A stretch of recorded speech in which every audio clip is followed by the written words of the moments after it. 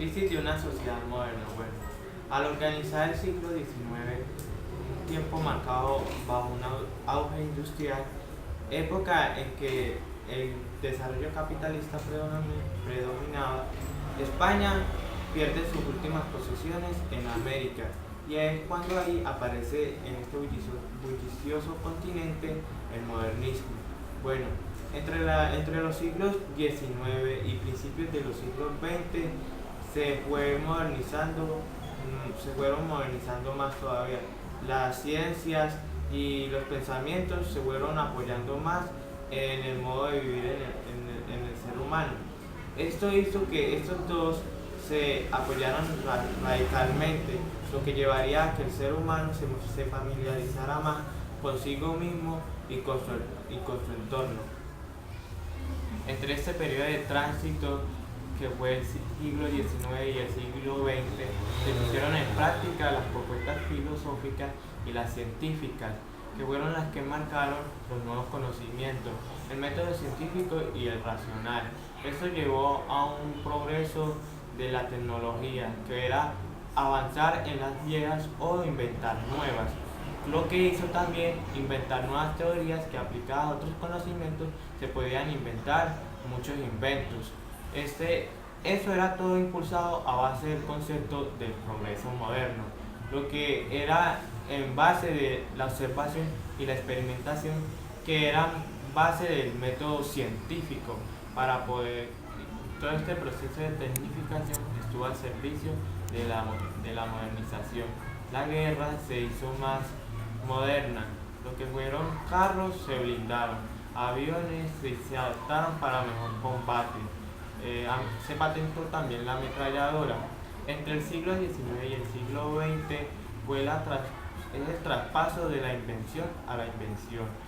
Hasta el ser humano desarrolló una nueva mentalidad que fue la secularización, es decir, el abandono de Dios, que es el rector del destino, hacia un mundo globalizado. El entorno y las experiencias modernas atraviesan toda clase de fronteras: la religión, la cultura, las políticas, los países.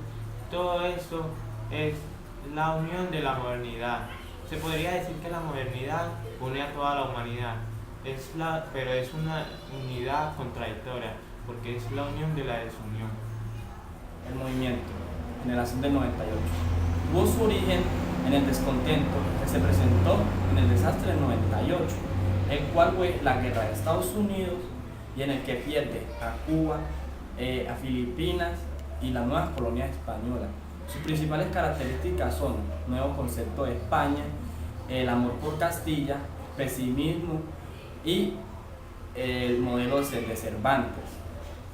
La figura de la generación del 98, con los nombres de Unamuno, Azorín, Machado, la literatura española nos ofrece lo que ahora es llamado el segundo siglo de oro. Esto es de la generación del 98. Ángel Ganivet, 1865-1898. Precursor de la generación del 98. Su pesimismo lo condujo al suicidio en Rigam, donde era diplomático, precisamente el año que le da nombre a la generación. Su ideario en español intenta descifrar e interpretar la esencia española, el resurgimiento peninsular. 1864-1936. Miguel de Unamuno fue el principal líder de la generación del 98, poeta y ensayista. Su compleja ideología la expresó a través de ensayos, poemas, teatro y novelas. Pío Baroja, 1873-1956. Baroja nació en San Sebastián. Tiene un concepto muy negativo sobre la sociedad del siglo XX. Baroja considera a la España una sociedad cleresiástica, injusta, apegada a una moral muerta. Las novelas de Baroja se clasifican en trilogía o en un conjunto llamado Memoria de un hombre de acción. José Martínez Ruiz, 1873-1967. Consagró su vida al periodismo y a la creación literaria de su triple faceta de novelista, ensayista y dramaturgo. Antonio Machado, 1875-1939. Nacido en Sevilla, pero castellano de corazón. Su primer cancionero lo publicó en 1903, el cual llamó Soledades. Su cancionero más importante fue Campos de Castilla. Este poeta no solo tuvo gran influencia en España, sino también que fue muy universal. Ramón del Valle Inclán, 1866-1936, escritor gallego, representante de la bohemia del fin del siglo. Valle Inclán viajó por Europa y América. Él pasó del modernismo decadente a la visión de la España negra. Generación del 27, formada a partir de 1920, significa la decadencia de las tendencias y de las actitudes tomadas que se manifestaban en la década anterior. Todos sus integrantes optaron por la poesía como principal medio de expresión, secundariamente el ensayo y el teatro. Estas tendencias fueron expuestas por José Ortega y Gasset en su libro luminoso llamado La deshumanización del arte. En línea general, ellos proponían que el nuevo arte debería de tener las siguientes tendencias. Primero, búsqueda de la originalidad y de la forma comprensible para lectores iniciados. Segundo, la aplicación del principio de el arte por el arte. Tercero, la lucha contra el realismo, romanticismo y prosaísmo en decadencia.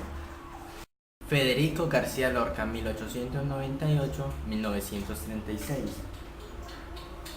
Aficionado por la música, apasionado por la pintura, poeta y dramaturgo. Su primera época está representada por los siguientes libros. Primero, libro de poemas en 1921 y segundo, canciones en 1924. Un segundo momento está representado por el romancero gitano en 1928 y el poema del cantante Hondo en 1931. En una tercera época se hace patente en Poeta en Nueva York, 1881-1958. Este es una de las figuras de transición entre el modernismo y el vanguardismo, es decir, entre la generación del 98 y la generación del 27. Este andaluz universal se mantuvo atento a todas las innovaciones del momento y recibió un premio Nobel de Literatura en 1956.